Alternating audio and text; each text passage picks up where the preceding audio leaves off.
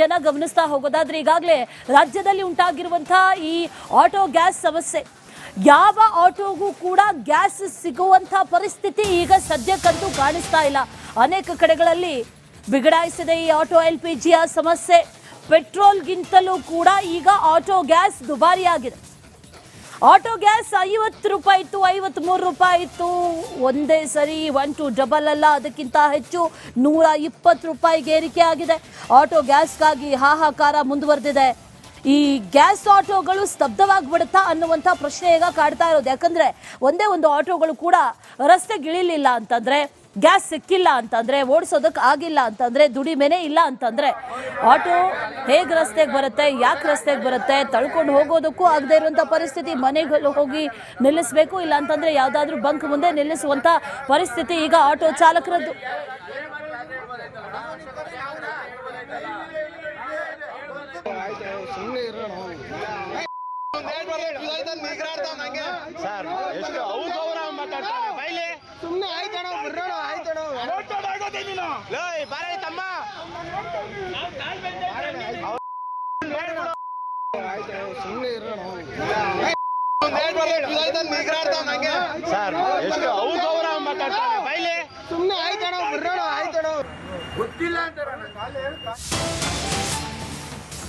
ಕೈ ಕೈ ಮಿಲಾಯಿಸುವ ಹಂತಕ್ಕೆ ತಲುಪಿದೆ ಈ ಗ್ಯಾಸ್ ಎಮರ್ಜೆನ್ಸಿ.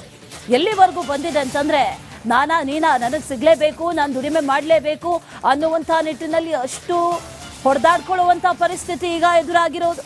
ಆಟೋಗಳಿಗೆ ಗ್ಯಾಸ್ ಸಿಗ್ತಾ ಇಲ್ಲ. ಆಟೋ ಚಾಲಕರು ರೊಚ್ಚಿಗೆದ್ದಿದ್ದಾರೆ. ವಿಜಯನಗರ ಟೋಲ್ ಗೇಟ್ ಬಳಿ ಹೊಡಿಬಡಿ ಬಂಕ್ ಸಿಬ್ಬಂದಿಯಿಂದ ಚಾಲಕನ ಮೇಲೆ ಹಲ್ಲೆಗೆ ಯತ್ನ ಮಾಡಲಾಗಿದೆಯಂತೆ. ರಾತ್ರಿಯಿಂದ ಕ್ಯೂ ನಿಂತರೂ ಕೂಡ ಬೆಳಗ್ಗೆ ಆದ್ರೆ ಗ್ಯಾಸ್ ಖಾಲಿ ಅಂತಾರೆ, ನೋ ಸ್ಟಾಕ್ ಅಂತಾರೆ. ಚಾಲಕರ ಆಕ್ರೋಶದ ಕಟ್ಟೆ ಒಡೆದಿದೆ. ಆದರೆ ಇದೇ ಸಂದರ್ಭದಲ್ಲಿ ಈ ಬಂಕ್ ಸಿಬ್ಬಂದಿ ಚಾಲಕನ ಮೇಲೆ ಹಲ್ಲೆಗೆ ಯತ್ನಿಸಿದ್ದಾರೆ ಅನ್ನುವಂತ ಮಾಹಿತಿ ಕೂಡ ಈಗ ಲಭ್ಯ ಆಗಿರೋದು. ಅದರ ಜೊತೆಲಿ ಆ ವಿಜುವಲ್ಸ್ ಕೂಡ ಇದೆ ನೋಡಿ, ಅದನ್ನ ಗಮನಿಸ್ತಾ ಇದ್ದೀವಿ. ಪ್ರಶ್ನೆ ಮಾಡಿದ್ದಾನೆ ಚಾಲಕ, ರಾತ್ರಿ ಇಡೀ ಕಾದಿದ್ದೀನಿ, ಬೆಳಗಾದ್ರೆ ಆಟೋಗೆ ಗ್ಯಾಸ್ ಇಲ್ಲ, ಖಾಲಿ ಅಂತ ಹೇಳ್ತಿರಲ್ಲ, ಇದು ನ್ಯಾಯನಾ ಅಂತ ಕೇಳಿದಂತಹ ಸಂದರ್ಭದಲ್ಲಿ, ಪ್ರಶ್ನೆ ಮಾಡಿದಂತಹ ಸಂದರ್ಭದಲ್ಲಿ ಬಂಕ್ ಸಿಬ್ಬಂದಿ ಆತನ ಮೇಲೆಗೆ ಹಲ್ಲೆಗೆ ಯತ್ನವನ್ನ ಮಾಡಿದ್ದಾರೆ. ಇದು ಆ ಘಟನೆಯ ದೃಶ್ಯ. ಹೊಡೆಯೋದಕ್ಕೆ ಮುಂದಾಗ್ತಾ ಇದ್ದಾನೆ ಅಲ್ಲಿ ಗ್ಯಾಸ್ ಈ ಬಂಕ್ನ ಸಿಬ್ಬಂದಿ.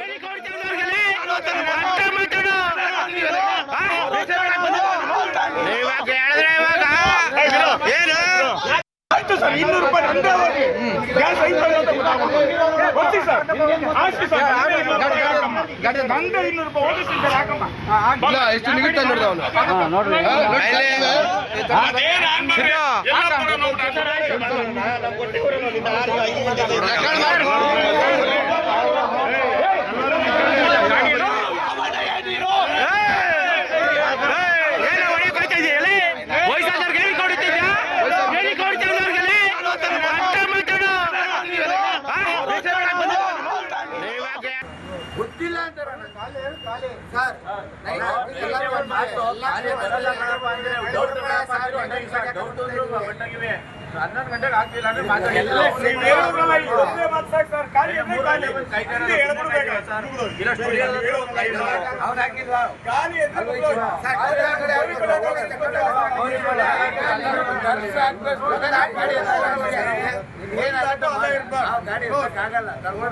ಇದೇ ವಿಚಾರಕ್ಕೆ ಸಂಬಂಧಪಟ್ಟಂತೆ ಡೀಟೇಲ್ಸ್ ಅನ್ನ ಕೊಡ್ತಾ ಹೋಗ್ತಾರೆ ನಮ್ಮ ಪ್ರತಿನಿಧಿ ಚರಣ್. ಸ್ಥಳದಿಂದ ನೇರ ಸಂಪರ್ಕದಲ್ಲಿ ಜಾಯಿನ್ ಆಗಿದ್ದಾರೆ.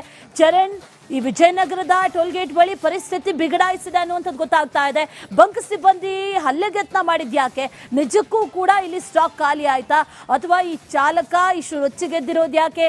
ಆಟೋದಲ್ಲಿ ಗ್ಯಾಸ್ ಈಗ ಹಾಕೋದಕ್ಕೆ ಯಾವುದೇ ವ್ಯವಸ್ಥೆಗಳು ಕೂಡ ಮಾಡಿಲ್ವಾ? ಏನ್ ಡೀಟೇಲ್ಸ್ ಇದೆ ಸದ್ಯಕ್ಕೆ ಸ್ಥಳದಲ್ಲಿ, ಯಾವ ರೀತಿಯ ಪರಿಸ್ಥಿತಿ ಇದೆ?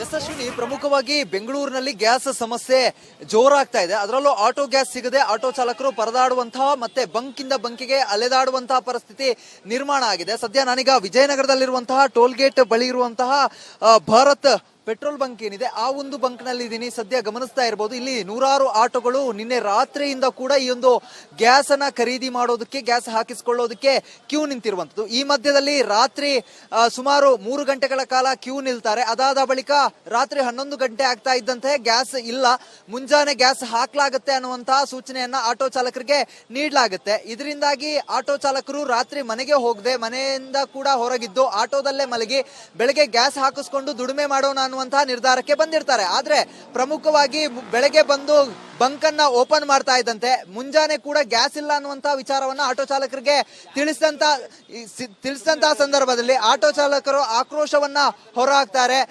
ಅದಾದ ಬಳಿಕ ಸಿಬ್ಬಂದಿಗಳು ಏನಿದ್ದಾರೆ, ಸಿಬ್ಬಂದಿಗಳು ಮತ್ತೆ ಒಂದಿಷ್ಟು ಆಟೋ ಚಾಲಕರ ನಡುವೆ ಮಾತಿನ ಚಕಮಕಿಗಳು ಕೂಡ ನಡೆಯುತ್ತೆ. ಪ್ರಮುಖವಾಗಿ ಗ್ಯಾಸ್ ಇದೆ, ಅದಾದ ಬಳಿಕ ಗ್ಯಾಸ್ ಇದ್ರೂ ಕೂಡ ನಮಗೆ ಹಾಕ್ತಾ ಇಲ್ಲ ಅನ್ನೋಂತ ಆರೋಪವನ್ನ ಆಟೋ ಚಾಲಕರು ಮಾಡ್ತಾರೆ. ಈ ಒಂದು ಸಂದರ್ಭದಲ್ಲಿ ಆಟೋ ಚಾಲಕರು ಮತ್ತೆ ಬಂಕ್ನ ಸಿಬ್ಬಂದಿಗಳ ನಡುವೆ ಮಾತಿನ ಚಕಮಕಿ ಜೋರಾಗ್ತಾ ಇದ್ದಂತೆ ಆಟೋ ಚಾಲಕನ ಮೇಲೆಗೆ ಸಿಬ್ಬಂದಿಗಳು ಹಲ್ಲೆಗೆ ಕೂಡ ಯತ್ನವನ್ನ ಮಾಡಿರುವಂತದ್ದು. ಯಾವಾಗ ಇಬ್ಬರು ಕೂಡ ತಾಳ್ಮೆಯನ್ನ ಕಳೆದುಕೊಳ್ತಾರೋ ಆ ಒಂದು ಸಂದರ್ಭದಲ್ಲಿ ಪರಿಸ್ಥಿತಿ ಇನ್ನಷ್ಟು ಬಿಗಡಾಯಿಸ್ತಾ ಹೋಗುತ್ತೆ. ಸದ್ಯ ಇಲ್ಲಿನ ಪರಿಸ್ಥಿತಿ ಏನಿದೆ, ಗ್ಯಾಸ್ ಲೋಡ್ ಆಗ್ತಾ ಇದೆ. ಈ ಒಂದು ಬಂದಿರುವಂತಹ ಗ್ಯಾಸ್ ಟ್ಯಾಂಕರ್ ಏನಿದೆ, ಗ್ಯಾಸ್ ಟ್ಯಾಂಕರ್ ನಿಂದಾಗಿ ಗ್ಯಾಸ್ ಅನ್ನ ಲೋಡ್ ಮಾಡಲಾಗ್ತಾ ಇದೆ. ಇನ್ನು ಕೆಲವು ಹೊತ್ತಿನಲ್ಲೇ ಆಟೋ ಚಾಲಕರಿಗೆ ಗ್ಯಾಸ್ ಸಿಗುವಂತಹ ನಿರೀಕ್ಷೆಗಳು ಕೂಡ ಇರುವಂತದ್ದು. ಇದರಿಂದಾಗಿ ಒಂದಿಷ್ಟು ಶಾಂತ ರೀತಿಯಾದಂತಹ ಪರಿಸ್ಥಿತಿ ಸದ್ಯ ಇಲ್ಲಿ ನಿರ್ಮಾಣ ಆಗಿರುವಂತದ್ದು. ಅಶ್ವಿನಿ, ಚರಣ್, ಜೊತೆಗೆ ಅಲ್ಲಿ ಆಟೋ ಚಾಲಕರಿದ್ದಾರೆ, ಬಂಕ್ ಸಿಬ್ಬಂದಿ ಇದ್ದಾರೆ, ಅವರನ್ನ ಯಾರಾದ್ರೂ ಮಾತಾಡಿಸಬಹುದಾ? ಜೊತೆಲಿ ಈಗ ಸದ್ಯದ ಗ್ರೌಂಡ್ ರಿಯಾಲಿಟಿ ಏನು, ಯಾವಾಗ ಬರುತ್ತಂತೆ ಸ್ಟಾಕ್, ಅದ್ರ ಬಗ್ಗೆ ಏನಾದ್ರೂ ಮಾಹಿತಿಯನ್ನ ಕೊಟ್ಟಿದ್ದಾರೆ ಬಂಕ್ ಸಿಬ್ಬಂದಿ? ಡೀಟೇಲ್ಸ್ ಏನಿದೆ ಅದ್ರ ಬಗ್ಗೆ?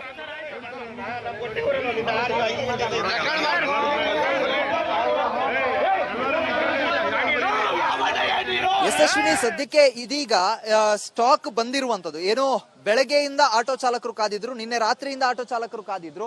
ಸದ್ಯ ಈಗ ಸ್ಟಾಕ್ ಬಂದಿರುವಂತದ್ದು, ಬಂದು ರೀಫಿಲ್ಲಿಂಗ್ ಕೆಲಸವನ್ನ ಕೂಡ ಮಾಡ್ಲಾಗ್ತಾ ಇದೆ. ಅಂತ ಹೇಳಿದ್ರೆ ಏನು, ಲಾರಿಯ ಮೂಲಕ ಈ ಒಂದು ಸ್ಟಾಕ್ ಬರುತ್ತೆ. ಆ ಒಂದು ಸ್ಟಾಕ್ ಅನ್ನ ಬಂಕ್ ನ ಸ್ಟೋರೇಜ್ ಸ್ಪೇಸ್ ಏನಿದೆ ಆ ಒಂದು ಸ್ಟೋರೇಜ್ ಸ್ಪೇಸ್ ನಲ್ಲಿ ಸೇವ್ ಮಾಡಿಡುವಂತಹ ಕೆಲಸವನ್ನ ಕೂಡ ಮಾಡ್ಲಾಗುತ್ತೆ. ಸದ್ಯ ಇದೀಗ ರೀಲೋಡ್ ಆಗ್ತಾ ಇರುವಂತದ್ದು ಗಮನಿಸ್ತಾ ಇರಬಹುದು. ಮುಂಜಾನೆ ಹೊತ್ತಿಗೆ ಅರ್ಧ ಟ್ಯಾಂಕ್ ನಷ್ಟು ಗ್ಯಾಸ್ ಇದೆ, ಆದ್ರೂ ಹಾಕ್ತಾ ಇಲ್ಲ ಅನ್ನುವಂತ ಆರೋಪವನ್ನ ಆಟೋ ಚಾಲಕರು ಮಾಡಿದ್ರು. ಆದ್ರೆ ಇದೀಗ ಲೋಡಿಂಗ್ ಆಗ್ತಾ ಇರುವಂತದ್ದು. ಇನ್ನು ಆಟೋ ಚಾಲಕರನ್ನ ಮಾತನಾಡಿಸುವಂತ ಕೆಲಸವನ್ನ ಮಾಡ್ತಾ ಹೋಗ್ತೀನಿ. ಸರ್, ಎಷ್ಟು ಗಂಟೆಗೆ ಬಂದ್ರಿ, ಏನಂದ್ರು ಬೆಳಿಗ್ಗೆ ಅಂತ? ನಾವು ಬೆಳಗ್ಗೆ ಬಂದಿದ್ದು 8 ಗಂಟೆಗೆ ಬಂದಿದ್ದು. ಇಷ್ಟೊತ್ತು ಗಂಟೆ ಆದ್ರೂ ನಮ್ಗೆ ಇನ್ನೂ ಏನು ಸಿಕ್ಕಿಲ್ಲ. ಏನು ಎಷ್ಟೊಂದಂತ ಕಾಯೋದು. ಈ ಫ್ರೀ ಟೈಮ್ ಕವರಲ್ಲಿ ನಮ್ಗೆ ಏನೋ ಸ್ವಲ್ಪ ಹಂಗೆ ಸಿಗ್ತಾ ಇದೆ ಬಾಡಿಗೆ. ಈಗ ಏನಪ್ಪ ಅಂದರೆ ಅದನ್ನು ನಮಗೆ ಮಾಡೋಕ್ಕಾಗ್ತಾ ಇಲ್ಲ.